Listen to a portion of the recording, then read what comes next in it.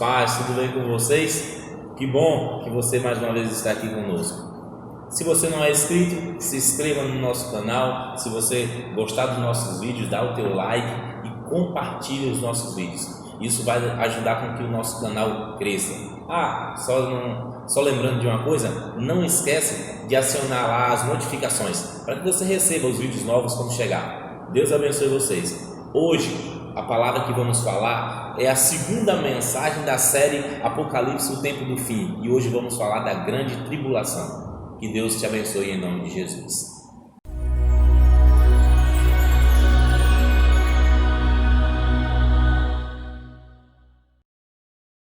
Olá, irmãos. Abra sua Bíblia no Evangelho de Mateus, capítulo 24, versículo 15. Mateus, capítulo 24, versículo 15, diz assim a palavra do Senhor. Jesus continuou: vocês verão no lugar santo o grande terror, o que falou o profeta Daniel. O que o profeta Daniel fala, eu quero citar para vocês. Então, vá até o capítulo 11 do livro de Daniel, no versículo 31, e os seus soldados profanaram o templo, acabaram com os sacrifícios diários e colocaram no templo o grande terror. Aqui Daniel fala de algo que vai acontecer, mas para que isso aconteça, um fato marcante precisa acontecer para que depois todas essas coisas que Jesus cita em Mateus 24 e isso que acabamos de ler em Daniel surja, venha à tona. Mas só outra referência para você que está anotando, Daniel capítulo 9, versículo 24 ao 27 e Daniel capítulo 12, versículo 11, Daniel fala também sobre esse grande momento, esse fato que vai marcar de forma negativa uma parte da história do mundo, que é o momento onde o templo foi profanado, como diz a palavra do Senhor. Eu não vou falar isso agora, eu quero já explicar sobre isso. Mas como eu disse, um fato precisa acontecer antes que tudo isso que Jesus fala em Mateus 24 aconteça. Então, abra sua Bíblia em 1 Tessalonicenses capítulo 4, versículo 13 a 17, que diz assim a palavra do Senhor. Irmãos, queremos que vocês saibam a verdade a respeito dos que já morreram, para que não fique triste como ficam aqueles que não têm esperança. Nós cremos que Jesus morreu e ressuscitou, e assim cremos também que depois que Jesus vier, Deus o levará de volta e junto com ele levará os que morreram crendo nele. De acordo com o ensinamento do Senhor, afirmamos a vocês o seguinte: nós, os que estivermos vivos no dia da vinda do Senhor, não iremos antes daqueles que já morreram, porque haverá o grito de comando e a voz do arcanjo e o som da trombeta de Deus, e então o próprio Senhor descerá do céu. Aqueles que morreram crendo em Cristo ressuscitará primeiro. Então nós, os que estiverem vivos, seremos levados nas nuvens junto com eles, para nos encontrar com o Senhor no ar, e assim ficaremos para sempre com o Senhor. Aleluia! O que é que o apóstolo Paulo está dizendo aqui? O que é que ele está falando com tudo isso? Ele está falando do arrebatamento da igreja.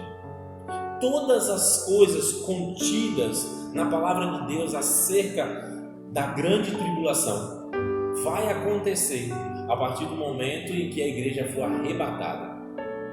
O arrebatamento da igreja é o start para essas coisas que vão acontecer.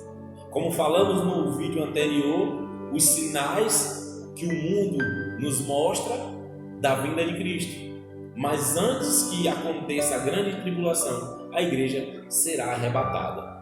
Mas quando a igreja for arrebatada, o anticristo, que ele já vai estar ensaiando a sua aparição, vai começar a pontuar algumas coisas. Porque com a saída da igreja de Cristo da terra, o mundo vai criar um vácuo. As pessoas vão ficar ainda atordoadas por conta do desaparecimento de muitas pessoas. E aí a figura do anticristo começa a surgir para tentar apaziguar a situação que estará acontecendo na terra. Em Daniel capítulo 9, versículo 25, a palavra nos fala da reconstrução de Jerusalém. E aí, nessa reconstrução, um fato também muito marcante, que é a construção do terceiro templo. E esse templo será construído, e em meio a isso, a trindade satânica vai começar a tomar forma, e a manifestação do anticristo vai aparecer sobre a terra. Em Apocalipse capítulo 13, versículos de 15 a 18, a palavra fala que o anticristo vai começar tentando promover uma paz mundial, surgindo para trazer uma calma ao mundo, e até que ele consegue estabilizar o mundo, trazendo uma paz, e aí aquela figura vai começar a se destacar em toda a humanidade. As pessoas vão começar a olhar para ele de forma diferente, porque ele conseguirá trazer a paz. O mundo estará um caos, como eu citei, depois do arrebatamento da igreja. Mas o anticristo, ele vai conseguir trazer essa paz, uma falsa paz, para o mundo. Em Gênesis capítulo 1, versículo 27, a palavra nos fala da criação do homem. E o homem foi criado no sexto dia. Por isso encontramos em Apocalipse a referência de que o anticristo, o número dele é número de homem, 666. 6, porque o homem foi criado no sexto dia.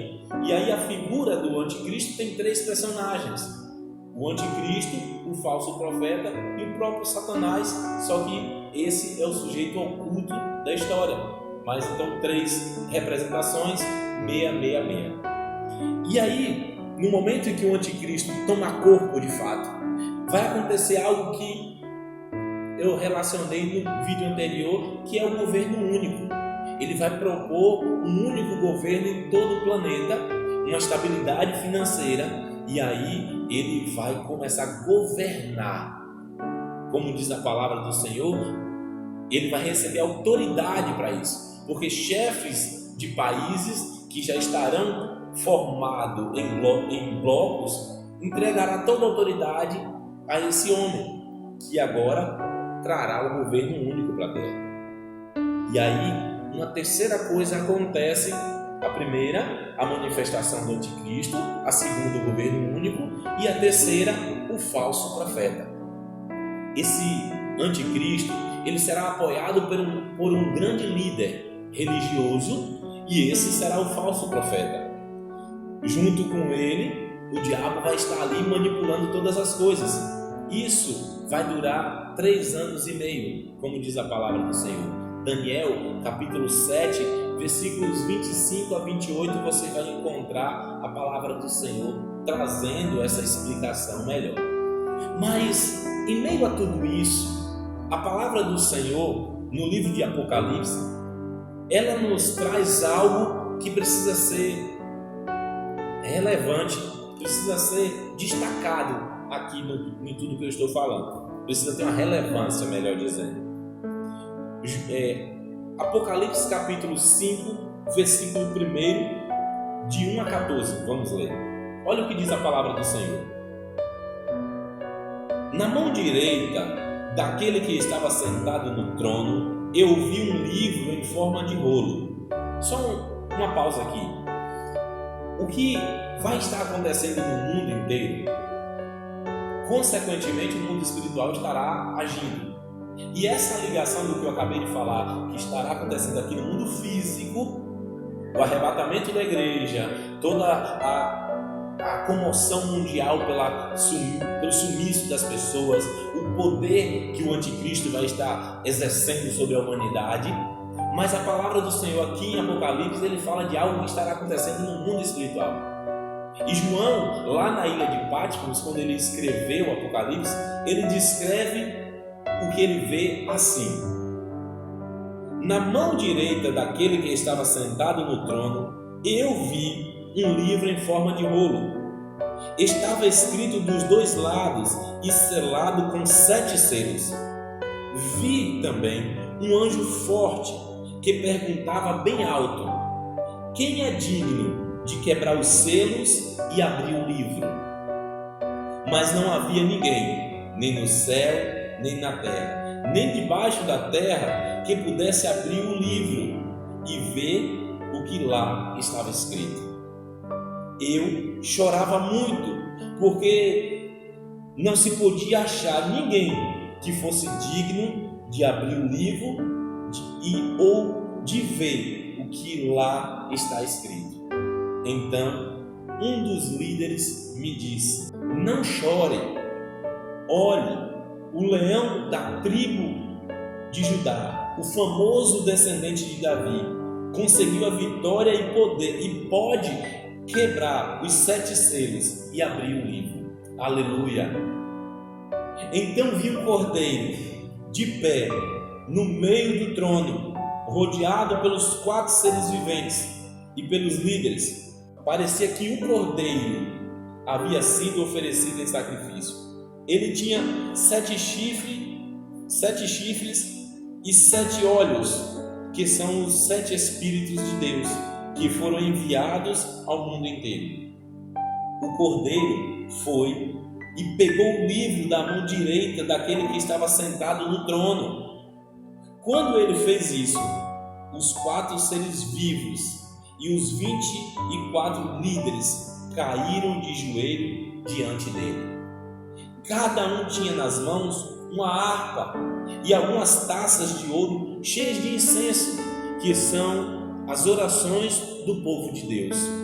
Eles cantavam esta canção: tu és digno de pegar o livro e de quebrar os selos, pois foste morto na cruz e por meio da tua morte compraste para Deus pessoas de todas as tribos, línguas e raças. Tu fizeste com que essas pessoas fossem um reino de sacerdotes que servem ao nosso Deus, e eles governarão no mundo inteiro. Olhei outra vez e vi muitos anjos, milhares e milhares deles. Estavam de pé em volta do trono, dos 4 seres vivos e todos os líderes, e cantavam com voz forte: o cordeiro foi morto e é digno de receber riqueza, sabedoria e força, honra, glória e louvor. Aleluia! Então vi todas as criaturas que há no céu, na terra, debaixo da terra e no mar. Isso é, todas as criaturas do universo que cantavam ao que está assentado no trono, e ao Cordeiro pertencem o louvor, a honra, a glória e o poder para todo sempre. Os 4 seres respondiam: amém, e os líderes caíram de joelho e o adoravam. Sabe, essa leitura que acabamos de fazer, como eu disse, estará acontecendo isso no mundo espiritual, enquanto o mundo está fervilhando aqui. João, na sua visão, ele consegue ver o cordeiro, melhor dizendo, ele consegue ver o livro, e ele não conseguia abrir o livro porque estava selado com 7 selos. E eu quero, de forma muito breve, citar aqui os acontecimentos relacionados a esses 7 selos. Cada momento que o cordeiro abria um selo, João via um cavaleiro saindo com o seu cavalo com uma determinação. E a palavra nos diz que quando o primeiro selo se abre, representa o julgamento de Deus, onde Deus julgará as nações. E aquele cavaleiro está com a balança, representando a justiça. Quando o segundo selo foi aberto, representava as guerras e os ataques, e o ataque que acontecerá a Jerusalém e a profanação do templo. Como Daniel disse no capítulo 9, um grande acontecimento tomará conta de Jerusalém e o templo será profanado. E é nesse instante, quando o segundo selo for aberto, é que o templo será profanado, porque o anticristo vai reivindicar para si a adoração. Ele trará ao mundo uma paz, ele fará grandes coisas no mundo, e aí em meio a isso o templo estará reconstruído e ele sentará lá no templo em Jerusalém e vai reivindicar para si a adoração. Inicialmente aquele templo teria sido feito para adorar ao Senhor, mas agora ele exige, melhor dizendo, adoração para si. E João vê o terceiro selo ser aberto pelo Cordeiro Santo de Deus. E quando isso acontece, com o resultado das guerras, uma fome terrível e escassez acontecendo no mundo. São os fatos que relacionam com as aberturas dos selos. Agora, João vê o quarto selo sendo aberto. E quando esse quarto selo abre, isso representa a morte de pessoas pelos fatos anteriores que já citei. A grande tribulação acontecendo e o anticristo dominando e oprimindo as pessoas, e muitos morreram. E isso representa o quarto selo aberto. Quando o quinto selo é aberto, João já não vê os cavaleiros correndo, mas agora ele vê aqueles que foram mortos por sua fé em Cristo Jesus. E agora o sexto selo é aberto. E quando isso acontece, quando o sexto selo se abre, João vê a terra tomada por um terremoto, o sol desaparece por conta de um eclipse total, a lua também não dá a sua luz e a terra fica em trevas. E o povo da terra começa a clamar pela morte, com medo de tudo que está acontecendo. E o sétimo selo é aberto. Quando ele for aberto, o mundo já estará na segunda metade da grande tribulação. Já se passaram 3 anos e meio, e agora ele está encaminhando para os últimos 3 anos e meio dessa grande tribulação. E a palavra do Senhor nos diz que 7 anjos surgirão, e esses anjos estarão com trombetas em suas mãos, com 7 trombetas, e eles tocarão essas 7 trombetas. E encontraremos, e eu recomendo que você leia em Apocalipse capítulo 15 e 16, falando exatamente desse momento em que os anjos surgem e tocam as 7 trombetas. E lá você vai encontrar mais um detalhe, e eu não vou ler para te fazer meditar um pouquinho na palavra de Deus, mas quando você lê, você vai conseguir encaixar com tudo isso que eu estou dizendo. Então, os 7 selos serão abertos. E agora, a palavra nos diz que o Senhor Jesus virá para um momento final, onde será destruído o anticristo, será destruído o falso profeta, e Satanás também terá o seu fim. Mas a palavra do Senhor, o apóstolo Paulo, ainda na sua carta aos irmãos de Tessalônicas, na primeira carta, no capítulo 5, nos versículos 22 e 23, ele nos diz assim. Vamos ler do 19. Não atrapalhem a ação do Espírito, não desprezem as profecias, examinem tudo, fiquem com o que for bom e evite tudo que for mal. que Deus, que nos dá paz, faça com que vocês sejam completamente dedicados a Ele e que Ele conserve o espírito, a alma e o corpo de vocês livres de toda mancha, para que o dia em que vier o nosso Senhor Jesus, para o dia em que vier o nosso Senhor Jesus Cristo. O que é que Paulo está falando aqui? Que você fique atento com a palavra de Deus, que você fique ligado no que a palavra está nos dizendo, mas que o Espírito Santo de Deus te conserve puro, para que no momento em que esses fatos estiverem acontecendo, você já esteja com o Senhor Jesus, que você tenha sido arrebatado com a igreja, mas que você vive exatamente isso que Paulo diz aos irmãos de Tessalônica, que você tenha o seu coração sem manchas, que você tenha a sua alma, o seu corpo preservado por Deus, que em nome de Jesus você entenda que esses fatos acontecerão, mas eu e vocês podemos não viver isso se de fato tivermos as nossas vidas dedicadas ao Senhor, se de fato servirmos a Ele, nos entregarmos a Ele, seremos levados junto com toda a igreja para estar com Cristo. Enquanto o mundo estiver sofrendo todas essas coisas, nós, a igreja do Senhor, estará com Cristo comemorando as bodas do Cordeiro.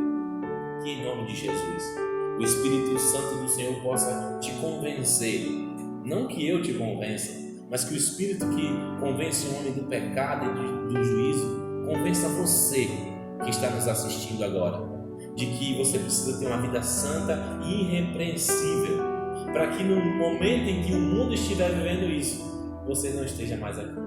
Que Deus abençoe a tua vida em nome de Jesus. Eu quero orar por você, pedindo a Deus que Ele te direcione a tudo o que Ele tem preparado para que você esteja com Cristo no arrebatamento em nome de Jesus. Meu Deus e meu Pai, eu quero te pedir, Senhor, por cada um desses que nos assiste nesse dia, que o Teu Espírito Santo, que convence o homem, possa convencer, meu Deus, cada uma dessas pessoas, e que em nome de Jesus possamos receber testemunhos das transformações que o Senhor fez através dessa mensagem que essas pessoas assistem agora. Que eles possam, meu Deus, em nome do Teu Filho amado Jesus, receber paz em seus corações e entender que todos esses fatos que estamos citando aqui precisa ser muito mais estudado. Isso aqui é uma mensagem curta, mas que nós possamos então nos dedicar ao conhecimento da Tua Palavra, para ter convicção exata de tudo o que irá acontecer, e que o Senhor transforme a vida de cada um desses, em nome de Jesus.